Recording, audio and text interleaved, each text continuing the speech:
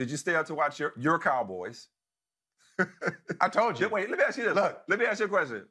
Let's keep y'all with all more of this backstory. You grew up a Steelers fan. Did you therefore hate the Cowboys? Did you therefore No, I didn't hate the Cowboys by extension? Okay, cool. All right. No, I was too young. Like when I was growing up, man, look, I was following my big brother's lead. And so they had already, by the time I got to the Steelers, I was doing that whole, and people in Pittsburgh remember this. You know, they had won 4 championships in 6 years, right, in the 70s. Everybody knows that. So they had this whole campaign called One for the Thumb. So by the time, because they had their 4, they wanted one more for the thumb. And so by the time I got to them, they had already won their 4. So I was a one for the thumb in 81. That was another one. The thumb is due in 82. They had all these rhymes. And they did. They had, and that, you know, you got 83, 84, 85, 86. It just wasn't happening. Just the thumb didn't happen. So I didn't hate the Cowboys. You know who I hated? Just as a quick diversion. You know who I hated as a Steelers fan? Probably, right? Probably the Raiders. No. Ooh. The Steelers. The Steelers. I hated the Steelers because I was a draftnik, even as a kid. And I looked at their 1983 draft. There was a quarterback at the University of Pittsburgh, from Pittsburgh, who wrote the Steelers and said, draft me. Please draft me. And they didn't. I feel like Casey Kasem. And that quarterback became Dan Marino. Yeah, so they didn't draft Dan Marino. I was just mad. So you were resentful. For several years. No, so the reason I asked... Instead of Dan Marino, they had Cliff Yeah. Stout. Anyway, go ahead. Yeah. No, the reason I asked that, I'll get right to it, because, you know, we joked about, you know, we laughed to keep from crying. We joked about Ezekiel Elliott, his fumbles last night. The defense is on pace to be the worst in NFL history, to give up more points than any team in NFL history by the end of the year. I think 5 teams have given up more through their first 6 games, whatever it is. So there's a lot to talk about, but I think the situation in Dallas is best summarized. I don't know if you saw this photo going around, but there's this fan in the stands with his face in his hands and his, I'm assuming it's his girlfriend, maybe it's his sister, I don't know, but the young lady next to him is trying to comfort him in the stands. And that's basically like, you know, what it's like to be a Cowboys fan right now in a nutshell, because even though you're 2-4 in the worst division in the NFL, and we'll talk more about that in a minute, I mean, your offensive line is decimated. Your running back can't hold on to the ball. Your defense is on pace to be all-time bad. And to find out today, you have players anonymously telling the NFL Network, these coaches have no idea what they're doing. They're unprepared. They're terrible at their jobs. So getting back to the Steelers question, I want to ask you this, because with the Cowboys, typically, you either love them or hate them. That's why they're probably the biggest brand in the sport. I want to know if you derived any pleasure from the Cowboys' pain. That's what I was getting at. No pleasure from it at all. I'm intrigued. Mike, I'm just intrigued by the Cowboys. That's why I told you that we started the show. I said the Cowboys are going to be one of my beats. I'm going to be on the Cowboys beat because I'm just always fascinated by what they do. Now, this is before I knew, and I'm going to say it already. 6 games in. Am I being hyperbolic? I don't know. This is before I knew Mike McCarthy was the wrong choice. The coach said he's the wrong guy for the job, Mike. It's clear.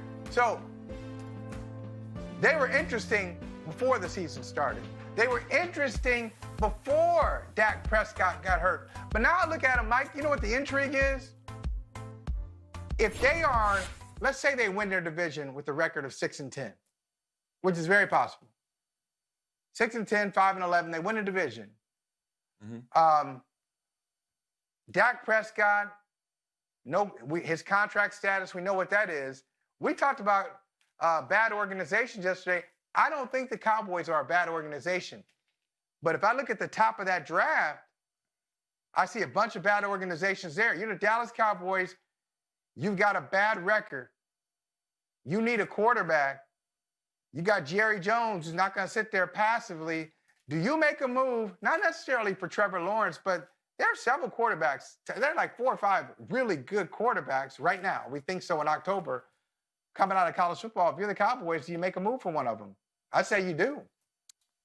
Wait, if you are the Cowboys, if you're the Cowboys, you try to get up to get a quarterback. Why would you do that? Yeah, because because Dak Prescott is hurt, and you don't know you don't know, one, how he's going to recover from that injury, and two, does he want to be there? Do they want him back? I don't know. I know what everybody's been polite. You know what they've said.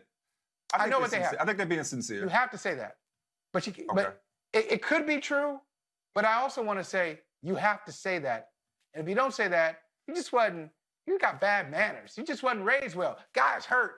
He's crying on TV. Everybody's reaching out. Hey, Dak, hey, hang out there. Hey, man, much respect for you.